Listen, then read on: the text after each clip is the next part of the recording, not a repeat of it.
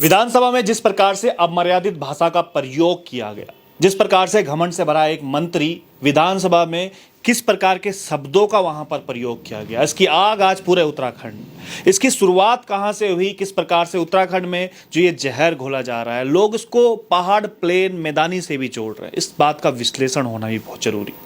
आखिर ये नौबत क्यों आन पड़ी कि इस प्रकार की जो घटना है वो उत्तराखंड में लगातार बढ़ रही है। ये हमने ऋषिकेश चुनाव में भी देखा था।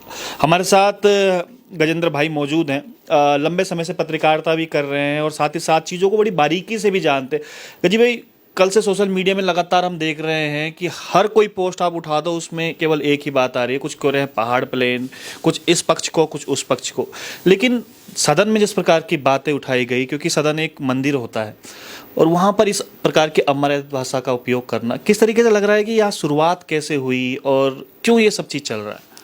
दरअसल होता क्या है कि उस मंदिर में जाने की भी एक ट्रेनिंग की जाती है और 2002 से अब तक 17 तक जितनी भी जो है सरकारें चुनकर आई, जितने एमएलए चुनकर आए, उसमें सबसे पहले एक प्रबोधन कार्यक्रम होता था और उस प्रबोधन कार्यक्रम के दौरान ये बताया जाता था कि विधायकों को ट्रेनिंग दी जाती थी कि भाई विधायक ने किस नियम कायदे कानून के तहत कौन सा सवाल उठाना है, कब अनुपूरक सवाल पूछना है, मंत्री ने किस प्रकार जवाब देना है और विधानसभा अध्यक्ष ने किस प्रकार से उस सदन की जो मान मर्यादाएं, परंपराएं हैं उनको अक्षुण्ण रखना है।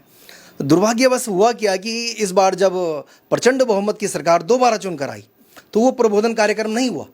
इससे पहले जब सरकारें आती थी और तो क्या होता था कि किसी होटल में कार्यक्रम किया जाता था और देश के उन तमाम लोगों को बुलाया जाता था जिनका सदन में लंबे समय तक कार्य करने का अनुभव था, जो सदन में बोलना जानते थे, जिन्होंने विधानसभा अध्यक्ष के रूप में, मंत्री के रूप में, विधायक के रूप में अब मतलब बहुत शानदार काम किया।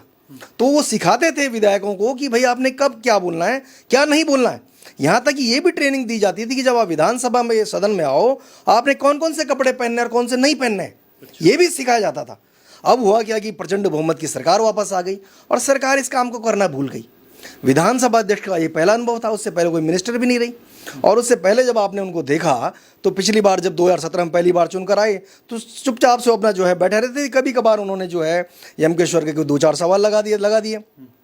अब सवाल ये है कि जो लोग ट्रेंड लोग हैं उन लोगों ने उनको शिक्षा नहीं दी। बहुत सारे ऐसे विधायक हैं जो आगे लहर में बहते हुए, बहुत सारे ऐसे मंत्री हैं जो पहली बार बने, बहुत सारे ऐसे लोग हैं जिनको अचानक से वो पावर मिल गई। और गंभीर बात यह है कि जो लोग अपोजिशन में बैठे हुए, जिनका ये दायित्व बनता है कि वो इस बात को मेंटेन करे, वो विधानसभा अध्यक्ष उनको मेंटेन करे, उनकी भी ट्रेनिंग नहीं हुई। और उस ट्रेनिंग ना होने का जो दुर्भाग्य है वो इस रूप में निकल कर आ रहा है कि जो नेता प्रतिपक्ष हैं उनको बना दिया जो पिछले 5 साल उसी सरकार में मंत्री थे। वो त्रिवेंद्र सिंह सरकार में यशपाल आर्य मंत्री, तीरथ सरकार में मंत्री और आपके जो है पुष्कर धामी सरकार में मंत्री, वो वहाँ मंत्री रहे, अभियान लीडर पोजीशन हो गए। उनसे आप कैसे अपेक्षा करते हैं कि वो जनता के सवालों पर इस प्रकार सरकार की घेराबंदी करेंगे? वो न होने का खामियाजा आज इस प्रदेश में भुगता जा रहा है। और जिस प्रकार की भाषा सामने आ रही है, और ये तो अब कल से जरा थोड़ा शोर ज़्यादा हो गया। मैंने इस सदन में कई बार विधानसभा अध्यक्ष को, नेता प्रतिपक्ष को नीचे बैठने का आदेश देते हुए कहा है, जबकि वहाँ पर जो नेता सदन है, जितने अधिकार पुष्कर सिंह धामी के पास हैं अपनी बात को रखने के लिए, उतने ही अधिकार वहाँ पर नेता प्रतिपक्ष के हैं। नेता प्रतिपक्ष को मैंने उनके रूप में जब देखा था हरक सिंह रावत ने एक बार जो है 3.5 घंटे तक वहाँ अपना प्रबोधन दिया, 3.5 घंटे भाषण दिया। विधानसभा अध्यक्ष उनको बैठा नहीं पाए।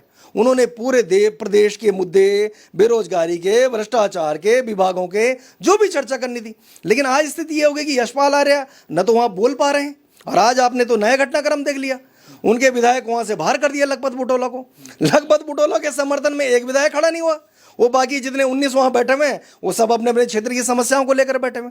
तो जब तक आप नियम, कायदे, कानून और परंपराएं जो उस सदन की हैं उनके साथ जब तक आप कनेक्ट नहीं करेंगे अपने आप को, तब तक ये चीज़ देखने को मिलेगी।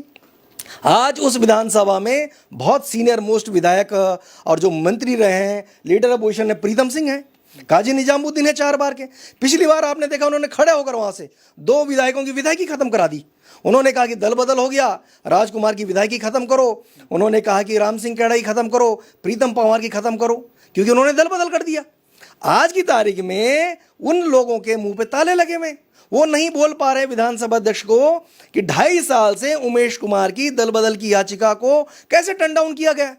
आप उस पर मुंह बोल भी नहीं पा रहे, किसी विधायक के मुंह से शब्द नहीं निकल रहा है, पूरा अपोजिशन चुपचाप है।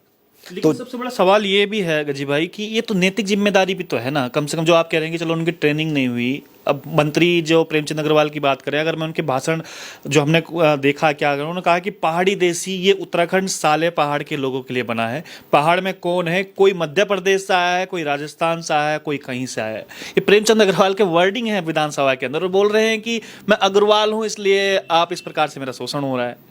तो इस प्रकार से आप क्या देखते हो कि जिसको कैबिनेट मंत्री अगर इस प्रकार की भाषा बोल रहा है कि मैं अग्रवाल हूं और तब मेरा इस प्रकार से आप ऑब्जेक्ट कर रहे हैं। पिछली बार जब प्रेमचंद अग्रवाल विधानसभा अध्यक्ष थे, उनका एक सम्मान कार्यक्रम आयोजित किया गया, देशराज करणवाल थे, उन्होंने करवाया और वहाँ एक बड़ा भाषण दिया गया।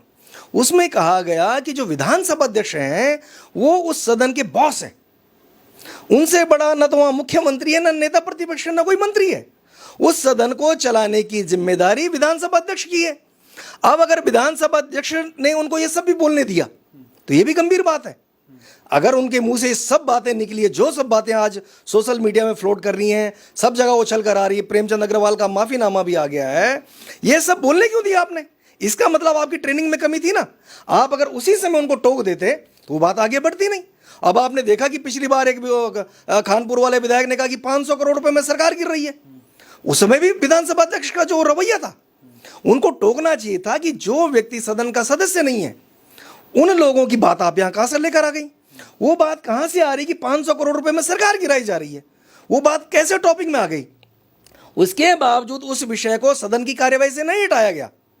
असल बात यह नहीं है कि प्रेमचंद ने क्या कहा, मदन बिष्ट ने क्या कहा, लखपत बुटोला आज क्या बोल रहे हैं, दूसरे तीसरे क्या बोल रहे हैं। असल बात यह है कि विधानसभा अध्यक्ष की जिम्मेदारी है, हाउस ऑफ द बॉस।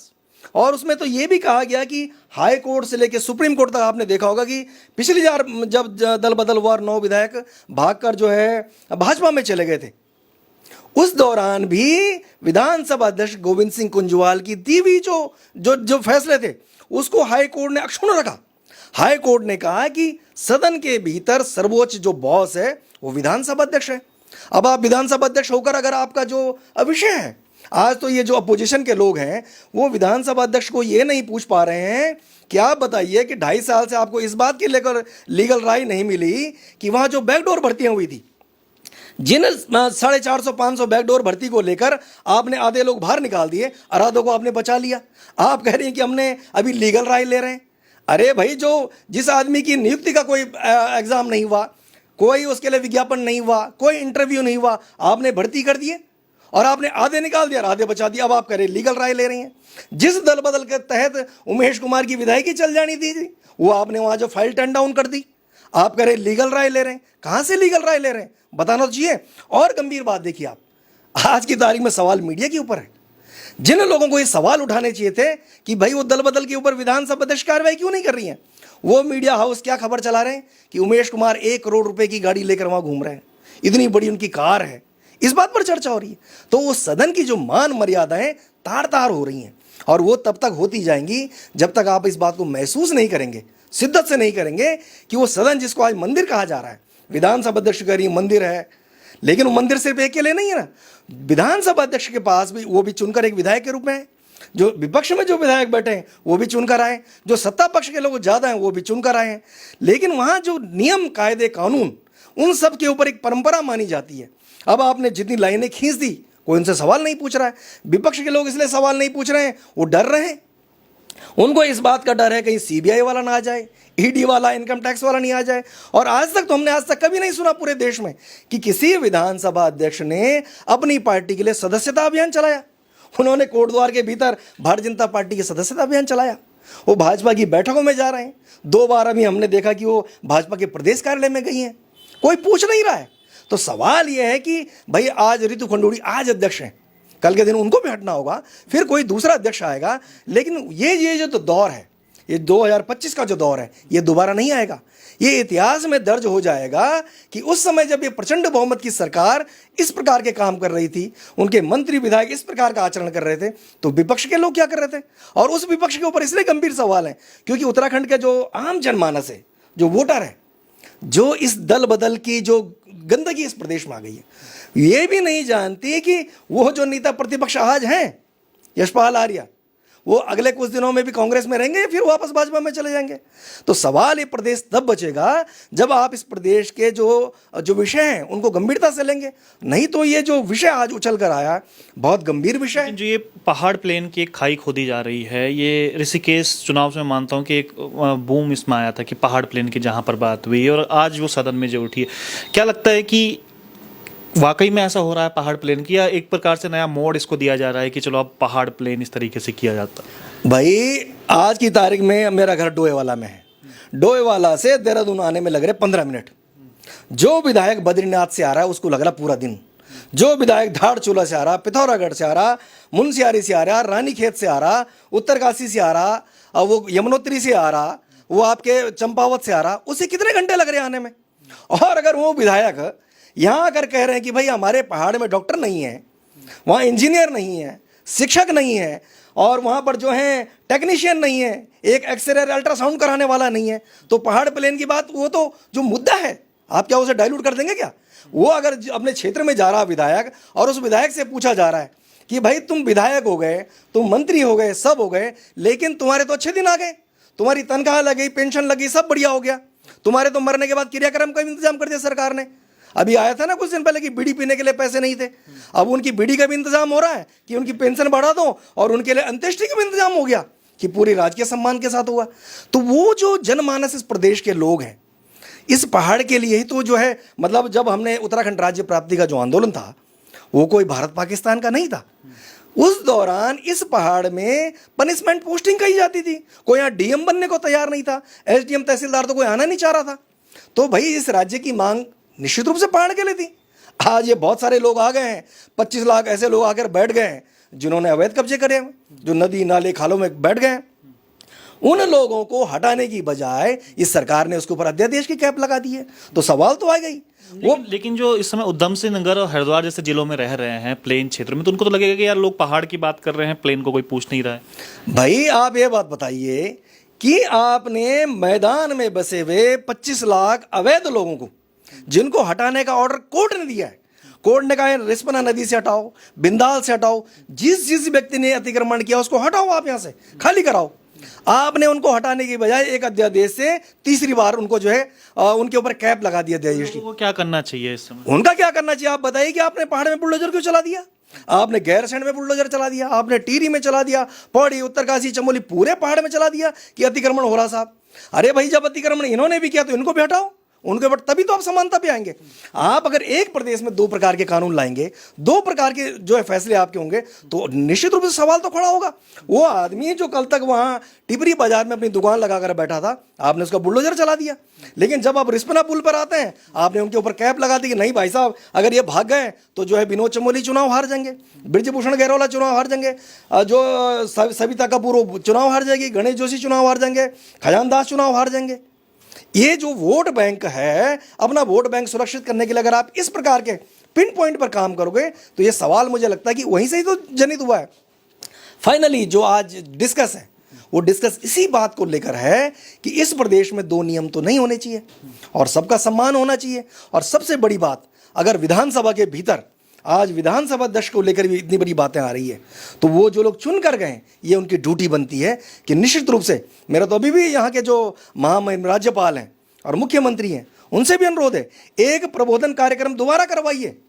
क्योंकि अभी आपने एक नए सवाल पे तो देखा है कि सोमवार का दिन नहीं आ रहा चर्चा के लिए, मुख्यमंत्री के विभागों के आप सवाल नहीं पूछ रहे हैं क्योंकि वो दिन ही नहीं आ रहा है। तो जब आप सवालों से भाग जाएंगे तो वो जो चुने हुए लोग हैं वो सवाल पूछने किसे जाएंगे? तो ये जो सारा जो कवायदत है, ये उन्हीं लोगों के द्वारा है जो चुन कर आए हैं।